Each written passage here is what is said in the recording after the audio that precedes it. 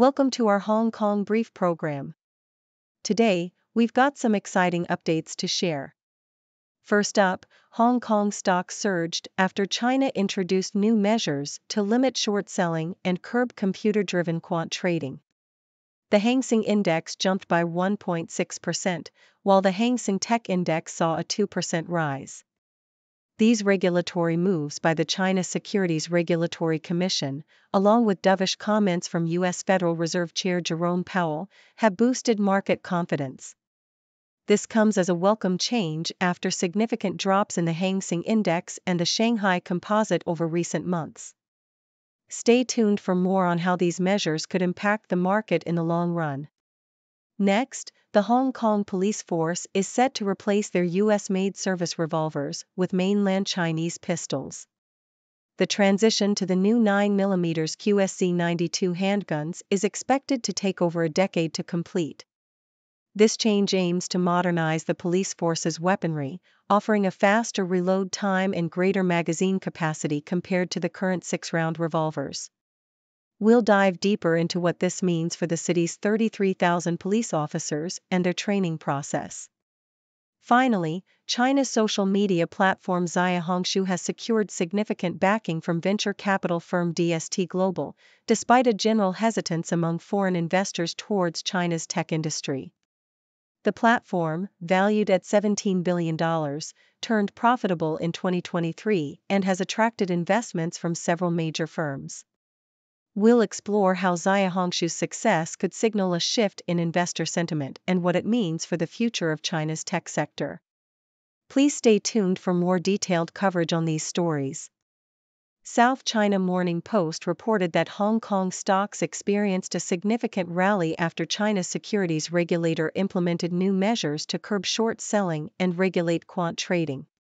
The Hang Seng Index rose by 1.6% to 17,749.71, with the Hang Seng Tech Index and Shanghai Composite Index also seeing gains. The China Securities Regulatory Commission, CSRC, announced an increase in the margin ratio for short selling and committed to more rigorous oversight of quant-based investments. Additionally, the state-backed China Securities Finance suspended lending stocks for short selling. This intervention came as previous stock rebounds began to weaken due to disappointing economic data and numerous corporate profit warnings. The rally was further supported by Federal Reserve Chair Jerome Powell's dovish comments indicating potential U.S. interest rate cuts before inflation hits the 2% target. Notable stock performers included Li Auto and Sunny Optical Technology, both of which saw substantial increases. Major Asian markets also traded higher, with Japan's Nikkei 225, South Korea's Kospi, and Australia's S&P ASX 200 all showing positive movements. The South China Morning Post also revealed that Hong Kong police are set to replace their standard-issue US-made revolvers with mainland Chinese pistols. The transition, expected to take over a decade, will see the city's 33,000 police officers equipped with QSC 92 9mm handguns, which feature a 15-round magazine capacity and faster reload times compared to the current 6-round Smith & Wesson 38 revolvers. The move comes as the American manufacturer has ceased production of the revolvers, leading to dwindling spare parts.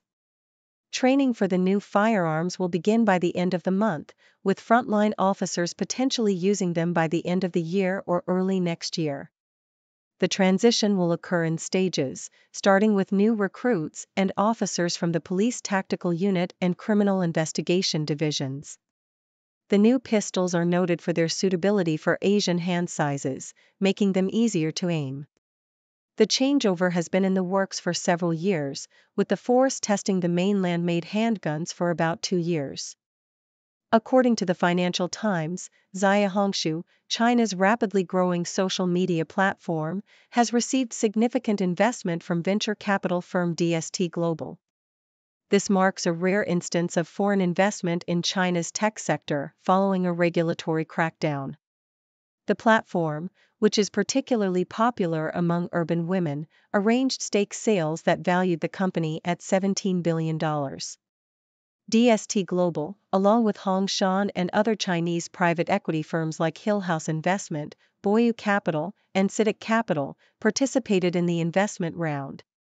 Zaya Hongshu turned profitable in 2023, reporting $500 million in net profit on $3.7 billion in revenue, a stark contrast to its $200 million loss on $2 billion in revenue in 2022. The platform, which boasts 312 million monthly active users, is backed by major Chinese internet giants Tencent and Alibaba, reducing the likelihood of it being acquired by either. Investors are optimistic about Zaya Hongshu's potential for a major IPO, buoyed by its strong financial performance and the possibility of Beijing easing restrictions on overseas listings. However, concerns remain about the platform's wealth of consumer data and the implications for cross-border data sharing.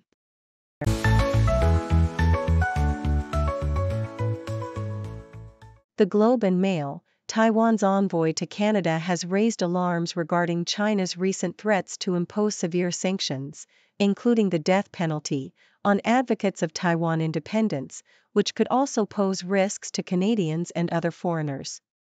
Harry Tsang emphasized that Beijing's new legal guidelines aim to intimidate supporters of Taiwan worldwide, representing a significant threat to free speech and democratic principles. This move follows Chinese President Xi Jinping's increased efforts to pressure Taiwan, including military exercises and disinformation campaigns. The guidelines, targeting die-hard Taiwan independence supporters, indicate China's courts should strictly punish those inciting secession, despite having no jurisdiction over Taiwan. This development is part of a broader pattern of transnational repression and foreign interference by China, as highlighted by Commissioner Marie-José Hogue in her report on foreign interference in Canada. Nikkei Asia.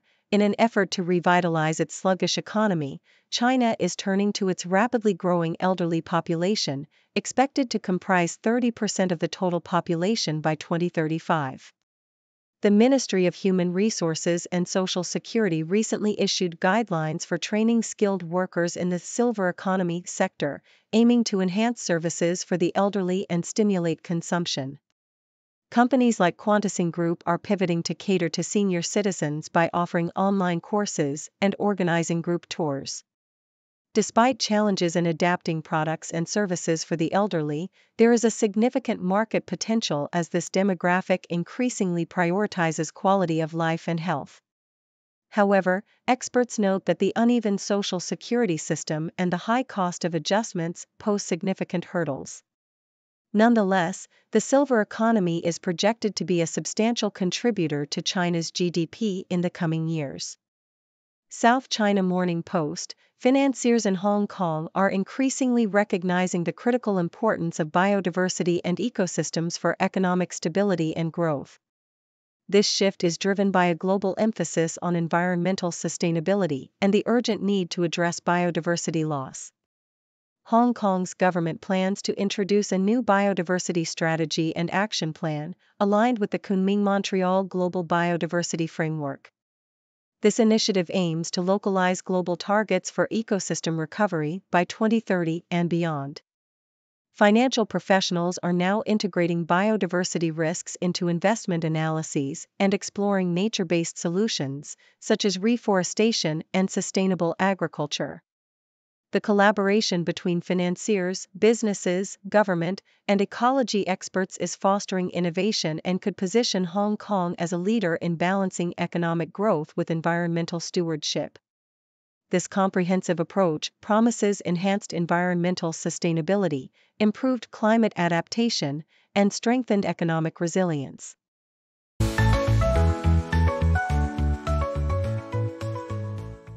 South China Morning Post. Hang Seng Bank and Cyberport have expanded their public-private collaboration to drive Hong Kong's innovation ecosystem. Building on their 2021 Memorandum of Understanding, they have already launched over 40 innovation and technology projects and supported more than 100 Cyberport community members. The partnership focuses on index innovation, SME digital transformation, and sustainability. Hang Seng Indexes Company Limited will establish Hong Kong's first index innovation lab, leveraging AI and natural language processing to enhance data management. This initiative follows the successful launch of a new index review and rebalancing system in 2023. For SMEs, Hang Seng has launched a 33 billion Hong Kong dollars SME Power-Up Fund and partnered with QFPay HK to streamline financing for over 10,000 SME merchants. The collaboration also aims to promote sustainability by supporting green tech development and improving ESG data analysis through Espresso's NLP solution. The expanded partnership exemplifies the power of public-private collaboration in driving technological advancement and economic growth in Hong Kong. South China Morning Post, Hong Kong's Temple Street Night Market, a key part of the government's Night Vibes campaign, has seen a decline in visitors. Initially launched with great enthusiasm to reboot the city's nightlife post-pandemic, the campaign included night bazaars, shopping and dining discounts, and special events. However, 9 months in, it appears to have lost momentum, with stakeholders questioning its effectiveness. Despite attracting 1.5 million visitors in its first 5 months and being extended until the end of the year, the market's energy has waned. Vendors have noticed a drop in footfall, and the campaign's future is uncertain. Entertainment tycoon Alan Zaman noted that while the campaign generated a temporary boost, it fell short of providing a comprehensive solution for economic revival. He suggested that Hong Kong needs to offer top-notch events to attract international visitors and justify the premium cost of visiting the city. Lawmaker Doreen Kong criticized the government's lack of continuity and sustained effort, calling for better monitoring, assessment, and public engagement to ensure the success of such initiatives. South China Morning Post, buffets elicit strong emotions, with people either loving or hating them. The author, a buffet enthusiast, reminisces about their early experiences at Calgary's Footy Goody, a popular destination for Asian families despite its eventual shutdown due to health code violations. Buffets offer a liberating dining experience, free from the usual constraints of menus and hard decisions. They are ideal for groups with diverse tastes and for avoiding awkward dinner conversations by making frequent trips to the buffet. Buffets also suit punctual diners, allowing them to start eating without waiting for others. The author appreciates the variety and freedom buffets provide, from sampling different dishes to focusing on fresh salads in a city where they are otherwise expensive. However, the downside is the inevitable food waste, a common issue in buffet dining.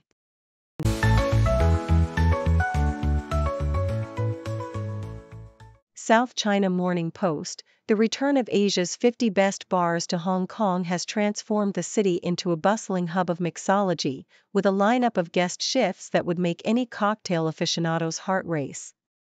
The festivities kicked off with the Foundry's Kanto Night takeover at Ser Wong Fun, where Lola Lau from Guangzhou's Hope and Sesame and Samuel Kwok of The Opposites, among others, showcased their talents. Not to be outdone, COA hosted a Hispanosphere-themed night with Simone Caporali of Sips Barcelona and Eric Van Beek from Handshake Speakeasy. Meanwhile, Thirsty Shaker welcomed top Singaporean bars, including Nutmeg and Clove and Night Hawk, for a night of cultural fusion. The Green Door celebrated female bartenders with a star-studded event featuring Lolita Go and Zana Molman. Taiwan's finest, from Room by Lukeef to Moonrock, took over Tel Camellia, while the unofficial after-party at Artifact saw Odd Strandbacken and Wani Jun mixing up a storm. South China Morning Post, the Ho Shun Pun family, known for their discreet wealth, has sold 4 homes on the peak for 1.1 billion Hong Kong dollars, 141 million US dollars, a significant drop from their peak value 7 years ago. This sale, driven by the need to repay a private loan from GA Capital, highlights the ongoing struggles in Hong Kong's luxury property market. The properties, located on 46 Plantation Road, were sold at about 65,000 Hong Kong dollars per square foot, reflecting the market's current weakness amid economic headwinds and high interest rates. this transaction is expected to exert further downward pressure on the city's high-end real estate. The Ho family, facing liquidity issues, had previously secured a high-interest loan against these properties. Despite the significant discount, the sale helps address their financial obligations, illustrating the challenges even the wealthiest families face in today's volatile market. Yahoo US. Despite its historical notoriety, the plague still exists in the U.S., with a recent case in Pueblo County, Colorado, serving as a stark reminder. Modern antibiotics can treat the disease, but it remains a serious threat, particularly in the western U.S. where it persists among rodent populations like prairie dogs. Historically, the plague decimated populations, with outbreaks from the 6th century through the 1700s, and again in the late 1800s in Asia. The disease made its way to American shores in the early 1900s via rats on ships, leading to significant outbreaks in port cities like San Francisco and Los Angeles. Today, about 7 people contract the plague annually in the U.S., with recent cases in New Mexico, Oregon, and Colorado. While bubonic plague does not spread person to person, pneumonic plague can, emphasizing the importance of early antibiotic treatment and public health measures to prevent rodent exposure.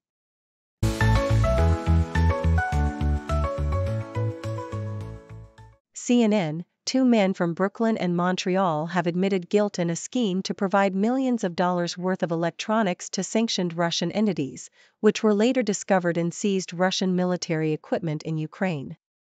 Salimzhan Nasrudinov and Nikolai Goltsev face up to 20 years in prison for their roles in the conspiracy to violate export controls.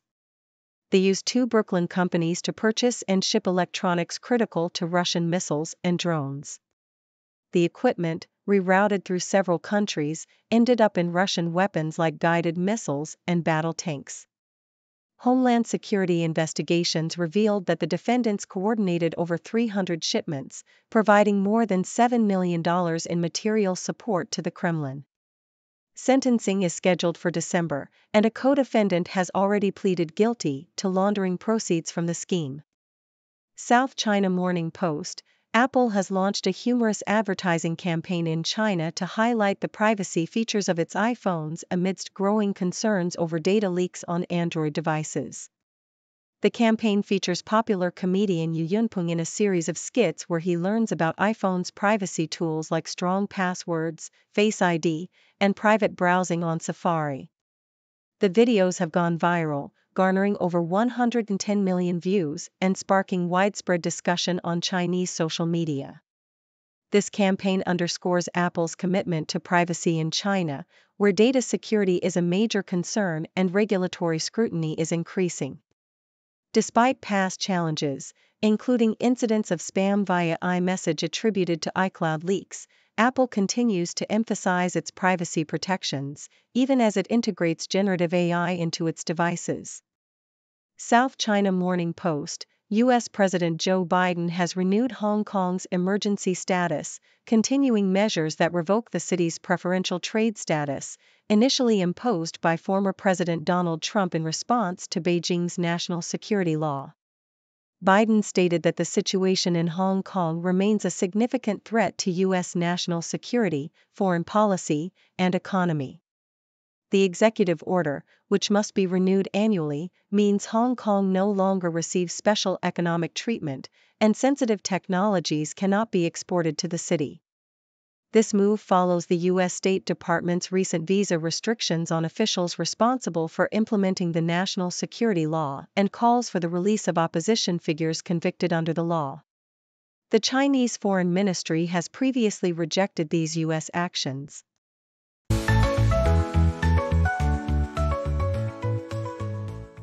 Thank you for tuning in. The content above showcases the latest briefing reports and analytical synopses, thoughtfully curated by the 6Do team. These insights stem from a wide array of reputable media outlets, think tanks, government sources, and specialized experts worldwide. We encourage you to explore these sources for a comprehensive perspective. Keep in mind that while the content may not always align with the official standpoint of 6Do Brief, it's not meant to be taken as absolute directives for decision-making. Comprising seasoned media professionals, learned scholars, and accomplished scientists, the 6Do team embodies a trailblazing, fully independent media entity. To customize 6Do Brief to meet your professional needs, you have the option to subscribe to a diverse array of briefings on our website, 6dobrief.com. Regardless of your location, you can conveniently receive 6Do Brief via email.